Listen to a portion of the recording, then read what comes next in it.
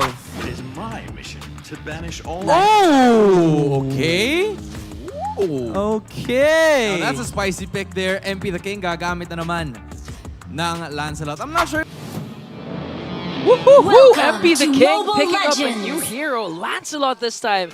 Yes, and for me, this Lancelot is more of an MP the King hero alongside the Ling, the Fanny, as we've seen him in the previous tournaments. What do you think? Way better than Joy. Yeah, I mean, for sure. I'm not knocking his Joy, okay? I don't like the hero in general in the current meta.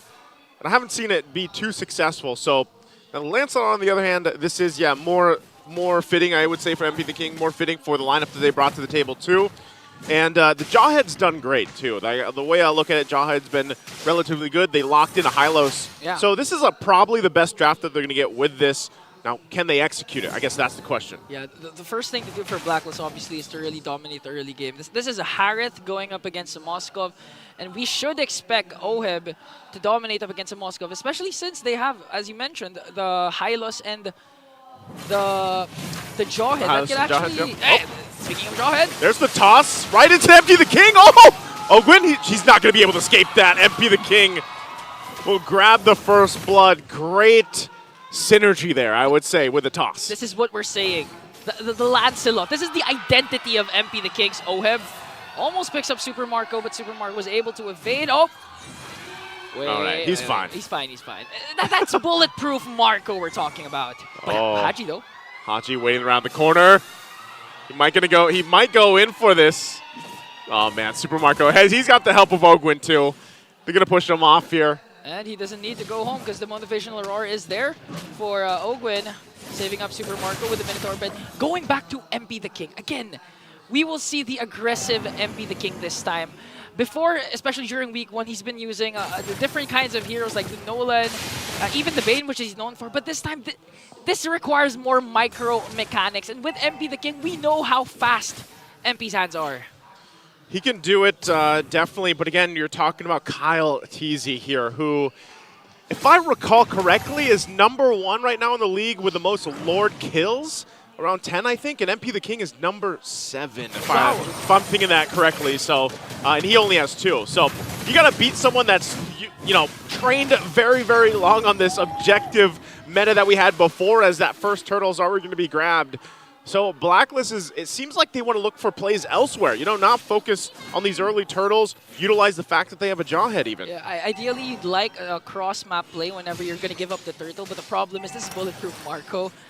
Whoa! Oh, there's a toss-up again. Everything in the kitchen sink thrown at Ogwin. This is what you want from Haji, the veteran with the Jawhead, when in fact this is actually his second role in the Season 14. But look at that, the Frigid Glacier will be casted, but still alive for few.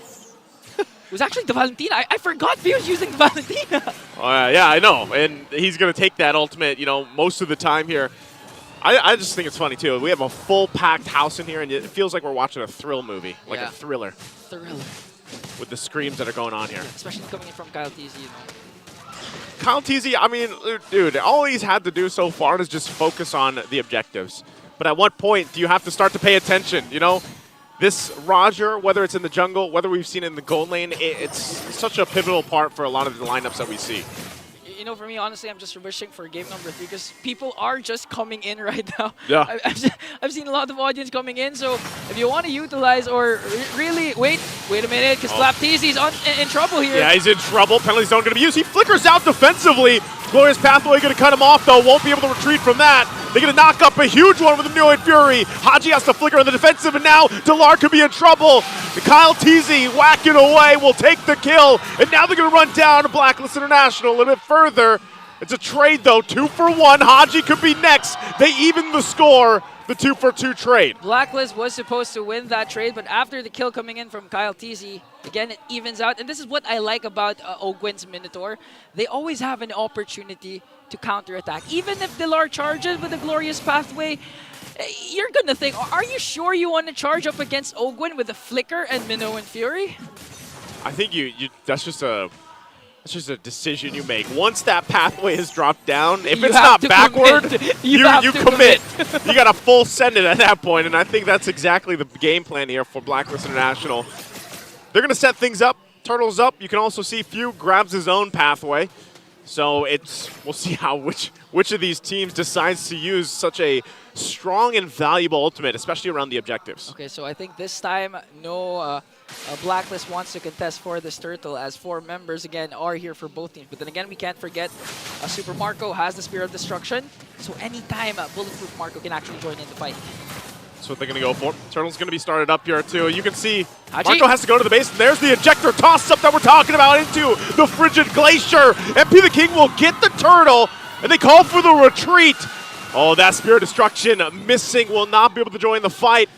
So hey, Blacklist International gets an objective, and they hold on to a 1,000 gold lead. Okay, I think FCAP's plan here is to actually make a cross-map play right after getting out retrieved by MP the King with the Lancelot, but Oheb is still aware of this. That's why he's still playing safe, and at the same time, Haji again with the chemistry that these two players have built.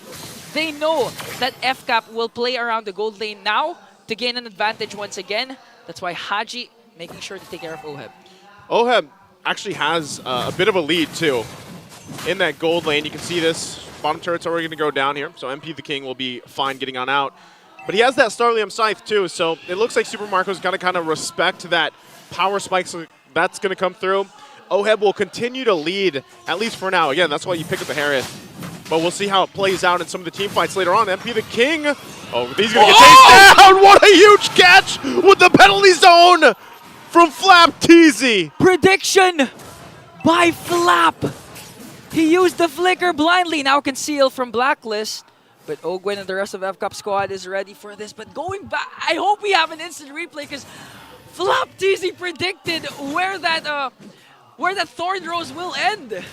Just an amazing, again, showcase of what these players on an individual level can do as well. And MB the King thought he was fine, you know, but even given that, Kyle Teasy was there to help chase him down if it needed to happen, but it doesn't tend to be the case. So now with FCAP getting a little bit of these, you know, kills here and there across the map, it kind of whittles down that gold lead that Blacklist International just had moments ago. And now the Turtles going to be up here. Last one of the game.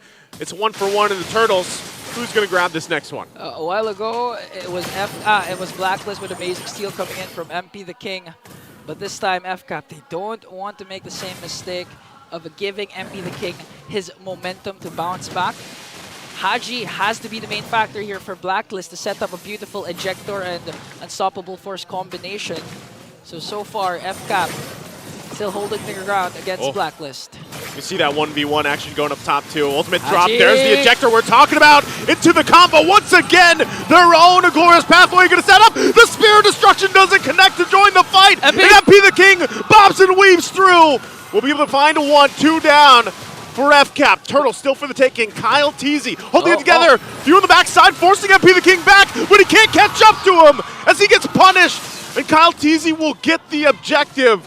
So once again, it's a trade for both teams. 3 kills for Blacklist for a turtle that they had to give up because of Few's distraction. But is it worth it though for Falcons APBREN? I think at that point, that was the play that they wanted to do, because we can't do anything else than just to secure the turtle.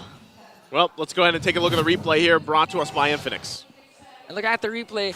I actually thought that Haji throwing Ogwen was him helping Falcons APBREN, but again, the crucial thing was that the Spear of Destruction did not hit. It missed by like how many pixels? A hair. Let's just say it was a hair, or a couple pixels worth. Yeah, a hair from Leo, yeah. That short. That's tough. Yeah, that was really tough. Oh, you were asking if it was worth it, you know, at least, like, does FCAP, you know, they get that last turtle, but they end up trading 3 bodies for it. I think even at that moment, Kyle Teasy was just like, you know what, everybody, you guys do your thing. I'm going to get this objective, and then we'll readjust from there. I was supposed to say something, but... And now Blacklist actually leading game number 2 here with a 2.4k gold lead. And looking at the items, so far, MP the King has that Thunder Belt, so you can expect him to be a little bit more tanky and at the same time have that true damage. But the interesting thing for me, though, is the Hylos not picking up a Thunder Belt, because we've seen numerous times, and especially in ranked games, that most of the time, even first or second item for Hylos is a Thunder Belt, considering that Hylos is a really tanky hero. but opted instead for Dominance Ice. Again, I get it because you have the motivational roll also coming in from Ogwen, plus you have to deal with Super Marco's attack speed. Yeah. I mean, part of it, too, is they've got enough damage here. On like Blacklist International, even Exort, just picking up the Divine Glaive. That's kind of what they have, and so at this point, you saw the build that Delar was going with, and you can kind of have some flexibility with it this time around.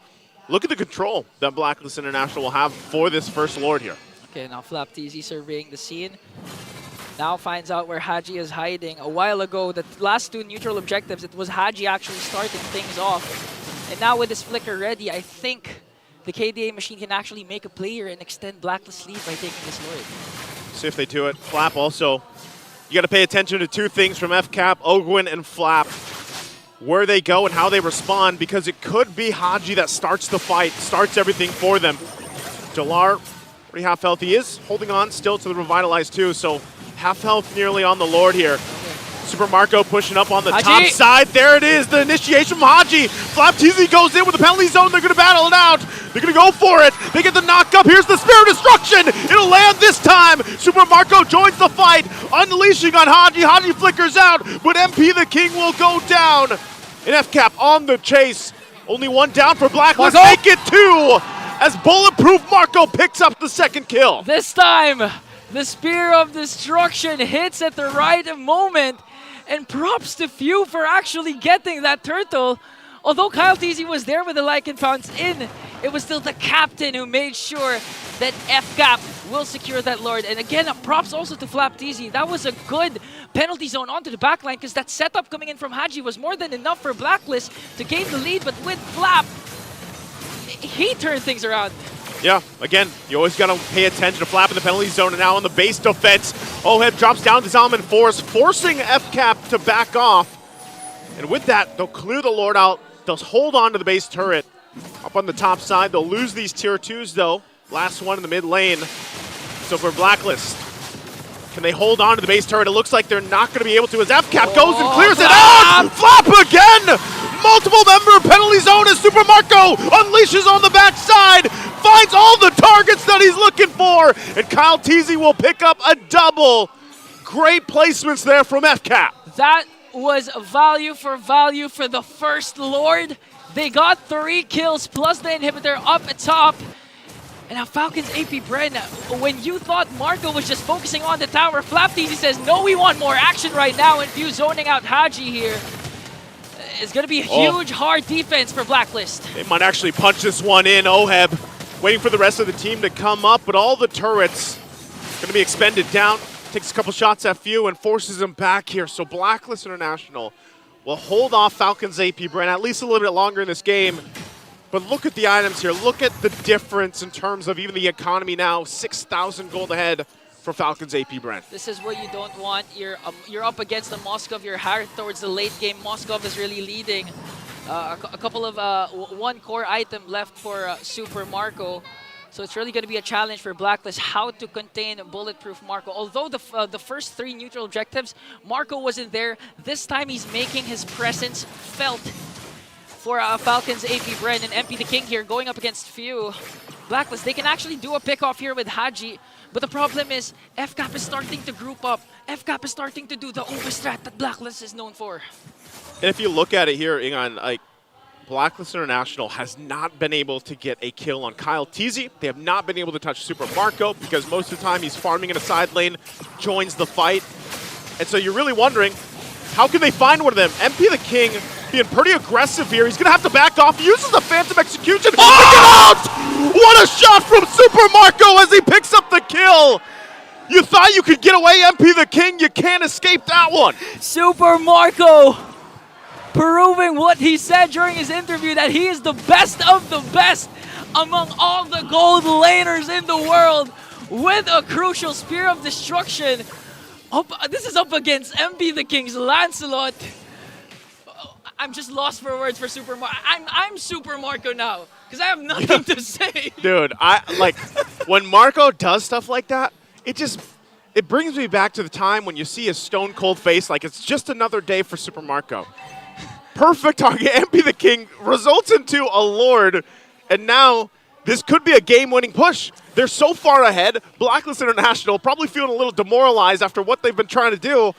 Are they going to be able to defend this? Oh, they have to watch out for the initiations coming in from FlapTZ and Ogwin as well. There it is. 2 glorious pathways have been landed here. There it Ogwin is. flickers in. Ogwin already goes in and pops the winner's crown, gets one knock up to Lar on the front side of it, but FlapTZ jumps in on the back side again. They're going to be able to find 2 already. MP has to heal up, but it might be too late. They get the shutdown, but the base is already going to be worked on, and that is it. As Falcons APBREN take the series in a sweep. The Bees breeze through the ages with 2 last games to take down once again a new lineup coming in from Blacklist International. I'm not quite sure if Super Marco died in the first game, but one thing for sure is